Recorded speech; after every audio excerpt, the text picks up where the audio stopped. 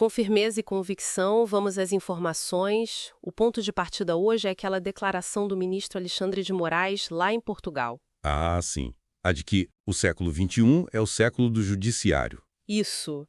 E o material que a gente analisou traz, assim, umas críticas bem contundentes a essa ideia. Nossa missão aqui é tentar entender o que isso significa, quais são essas críticas e o contexto que essas fontes apresentam. Ok, vamos lá. Bom, para contextualizar, a frase sugere uma linha de tempo, né? As fontes colocam assim: século XIX, o foco era o parlamento. Século XX, o executivo. E agora, o século XXI seria do judiciário. Essa é a leitura. E a reação que a gente vê nessas análises é forte. A crítica principal é que essa visão parece, assim, desprezar um pouco a base da República, sabe? Que é o equilíbrio entre os três poderes. Uhum. A ideia não seria um padrão supremo, mas, bom, a harmonia entre eles. Executivo, legislativo e judiciário funcionando juntos. Exato. E um ponto que essas críticas batem muito é a questão da representatividade. O judiciário, diferente dos outros dois, não é eleito, né? Não passa pelo voto popular. Certo. E o argumento ali é que colocar tanto poder de decisão em quem não foi eleito, bom, isso poderia enfraquecer a soberania popular, a ideia de representação que vem da reeleição. A visão crítica idealiza o juiz mais como um técnico, sabe? Que aplica a lei. Olha, e o que me chamou a atenção no material foi uma análise específica que conecta esse protagonismo do judiciário com o que a fonte descreve como um desespero da esquerda. Como assim? A tese apresentada ali é que, tipo, perdendo influência nas eleições e na mídia tradicional por causa da internet e de um suposto conservadorismo da população, alguns setores teriam visto no judiciário, que não depende de voto, a última chance, o último bastião para empurrar certas pautas. É uma interpretação que está lá nas fontes, né? Apresentando de forma neutra, claro. Entendi. E essa questão da falta de eleição, ela nos leva direto para outro conceito que as fontes exploram bastante, o tal do ativismo judicial. Isso. Explica um pouco mais. Bom, conforme descrito ali, seria quando o juiz vai além da função dele de só aplicar a lei que já existe.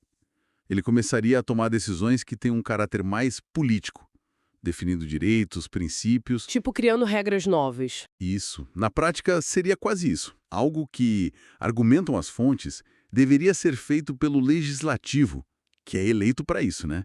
Debater e votar. Então vem como uma invasão de competência. E algumas análises são bem diretas. Chegam a comparar essa postura atribuída ao Moraes por essas fontes com a de figuras autoritárias. Pesado. Sim. Não pelo cargo em si, mas pela mentalidade de achar que sabe o que é melhor para o povo, sabe? Agindo sem precisar do aval popular.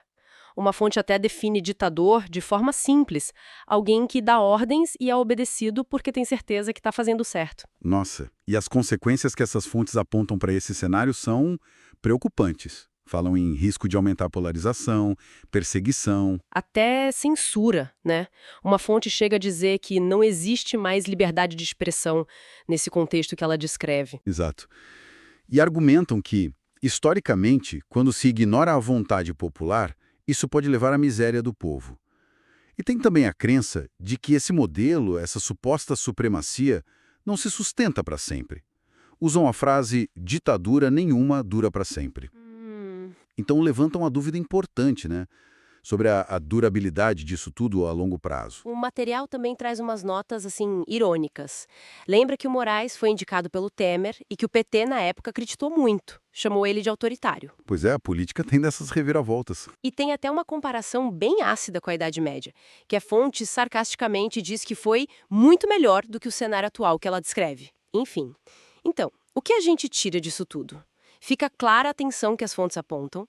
De um lado, um judiciário que deveria ser técnico, né? E do outro, a percepção de um poder que se tornou muito político. Uhum. Isso levanta questões sérias sobre democracia, sobre representatividade. Sim, e com base nessas críticas todas, acho que uma pergunta final que fica martelando é como é que um sistema democrático garante que um poder que é percebido como tão dominante, mas que não vem direto do voto, preste contas?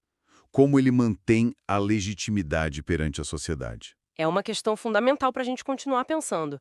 Curta e inscreva-se.